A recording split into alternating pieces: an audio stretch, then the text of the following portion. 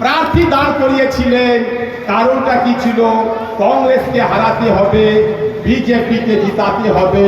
ত্রিপুরাতে কংগ্রেসকে হারিয়ে বিজেপিকে জিতিয়েছে। চলুন আরো আগে যাই।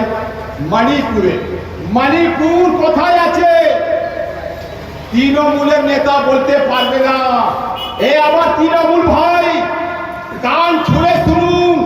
মণিপুরে তৃণমূল প্রার্থী দিয়েছিল, একটা জিতেছিল। আর ওই মণিপুরে বিজেপিকে তৃণমূল সমর্থন করেছে। ওই মণিপুরে বিজেপিকে একটা বিধায়ক সমর্থন করেছে। 2 বছর থেকে মণিপুর জ্বলছে। এই যে বিজেপির এত বাড়বাড়ন্তার ভারতবর্ষে কিভাবে হচ্ছে? যারা যারা বিজেপিকে ধরেছে তাদের আঞ্জামটা দেখুন। আজকে নীতিশ কুমারকে দেখেনি, লোক নীতিশ কুমারের দল ছেড়ে পালাচ্ছে। চন্দ্রবাবু নাইডুকে দেখেনি, মায়াবতীকে দেখেনি। ভারতবর্ষে মায়াবতী মুছে গেছে। দেখেনি মেহবুবা মুফতিকে, জম্মু কাশ্মীরের মুখ্যমন্ত্রী ছিল মেহবুবা মুফতি, শেষ হয়ে গেছে। বিজেপির হাত ধরেছিল কে? মমতা বন্দ্যোপাধ্যায়। আজ পশ্চিমবাংলায় দেখুন, রাম নবমীর নামে মুর্শিদাবাদ জ্বলছে। জ্বলছে না, জ্বালানো হয়েছে। বাইরে থেকে লোক নিয়ে আসা হয়েছে। বিজেপির নেতা অর্জুন সিং বলেছে, আমি বিহার, উত্তরপ্রদেশ, ঝাড়খণ্ড আর উড়িষ্যাতে লোক নিয়ে এসে মুর্শিদাবাদ খালি করে দেব। কোনো অ্যাকশন হয়েছে? কোনো অ্যাকশন হয়েছে? রাজ্যের মুখ্যমন্ত্রী, পুলিশ মন্ত্রী অর্জুন সিং দিন প্রতিদিন মুসলমানকে গালাগালি দিচ্ছে, ইসলামের বিরুদ্ধে কথা বলছে।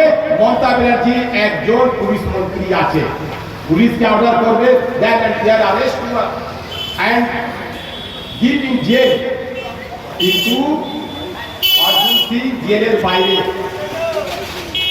অস্ত্র রাখো, অস্ত্র। কে বলছে? সুকান্ত মজুমদার। কে বলছে? শুভেন্দু অধিকারী।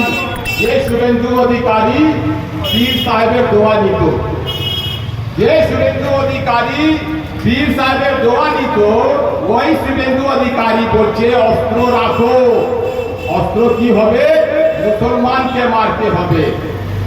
তৃণমূল নেত্রী মমতা বন্দ্যোপাধ্যায় শুধু রাজ্যের মুখ্যমন্ত্রী নেই, একজন পুলিশ মন্ত্রী আছে। অস্ত্র রাখো, এই কেসে তাকে অ্যারেস্ট করা উচিত ছিল। কিন্তু সুকান্ত মজুমদার বাইরে আছে, শুভেন্দু অধিকারী বাইরে আছে। বুঝতে পারছেন না? গোপনে গোপনে চুক্তি আছে, গোপনে গোপনে চুক্তি আছে। কংগ্রেস থাকবে না, সিপিএম থাকবে না, ফরওয়ার্ড ব্লক থাকবে না, থাকবে A-team আর থাকবে B-team। আজকে পশ্চিমবাংলায় চারদিকে বিজেপি বাড়বাড়ন্ত হচ্ছে। তার কারণ হচ্ছে তৃণমূল নেত্রী মমতা বন্দ্যোপাধ্যায়। আইদার তৃণমূল আর বিজেপি, নাইদার কংগ্রেস নর লেফট। বাংলায় এমন পরিবেশ তৈরি হয়ে গেছে।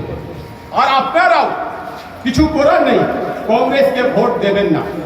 আমি যত বলি, আমরা IIT করেছি, IIM করেছি, এইমস করেছি, DRDO করেছি, ইসরো করেছি, সব ফালতু, কোনো লাভ হবে না।